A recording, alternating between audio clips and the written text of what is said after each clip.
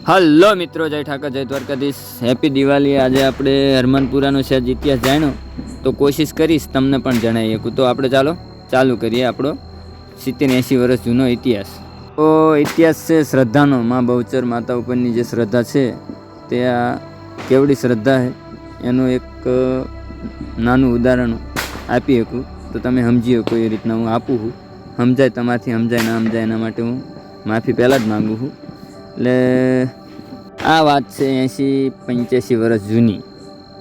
એટલે આપણા હરમનપુરામાં જાજી પબ્લિક રહેતી નથી। 2-3 ભરવાડભાઈના ઘરે છે, 2-3 ક્ષત્રિય ઠાકોર સમાજના 2-3 ઘરે છે, એટલે બધા ભેગા હળી મળીને રહેતા હતા। અત્યારે ભેગા હળી મળીને જ રહે છે આ બહુચર માતાની કૃપાથી। કારણ કે દર વર્ષે બધા આપણા હરમનપુરામાં જેટલી પબ્લિક હોય બધી ત્યાં ભેગી થાય છે અને એક શ્રદ્ધા સબૂરી મતલબ માતાજીની એક મમતા અને હળી મળીને અમે બધા રહેવી। હું હરમનપુરામાં જ રહું છું। એટલે શ્રદ્ધાનો પુરાવો જોતો હોય તો ક્યારેક હરમનપુરામાં આવો, તમને મળી જશે।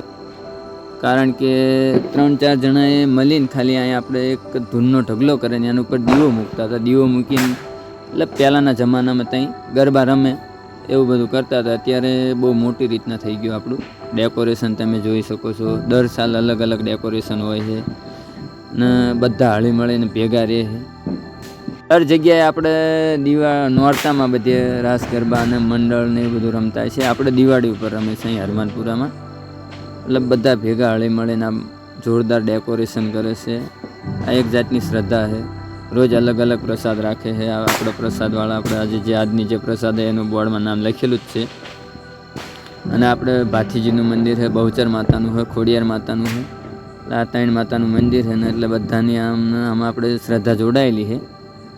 વાત કરીએ તો આપણે 4 જણા ગામમાં તમને કહ્યું એમ દીવો લાવીને મેલ્યો હતો, પછી એક પ્રથા થઈ જાય। પ્રથાને એક શ્રદ્ધા કહેવાય, જે આ શ્રદ્ધા આપણને યુગો સુધી ચાલશે અને આ બધું જીવનમાં હોવું જરૂરી જ છે। કારણ કે આ દિવાળીનો તહેવાર એવો હોય કે આપણા વાલા વડીલોને તો બહાર મળતા જ હોય છે, પણ આપણે જ્યાં રહેતા હોય ત્યાં કદાચ ના મળી શકાય એવું હોય તો આ જગ્યાએ ભેગા થઈને દિવાળી ઉપર આપણે એકબીજાને બધાને મળી શકીએ છીએ। બધા સાથે વાતચીત બધી રીતના કરી શકીએ। તારીખથી દીવો લાવી દે આપણે ગામમાંથી અહીં હરમનપુરામાં અને અલગ અલગ ડેકોરેશન કરે છે। હું તો 3 વર્ષથી રહું જ છું। આ એક આપણો ઇતિહાસ તો છે જ, પણ સાથે સાથે ભેગા રહી શકીએ એના માટેનું પણ છે। દર સાલ આવા અલગ અલગ ડેકોરેશન હોય છે। આ ગઈ સાલનું છે, પછી આ 2 વર્ષ પહેલાંનું ડેકોરેશન છે, આવું અલગ અલગ ડેકોરેશન હોય છે। તો આવો તમે પણ હરમનપુરાની મુલાકાતે। જય માં બહુચર। આ છે આપણે બહુચર માતાનું સ્થાનક। મળીએ કાલે। જય ઠાકર, જય દ્વારકાધીશ।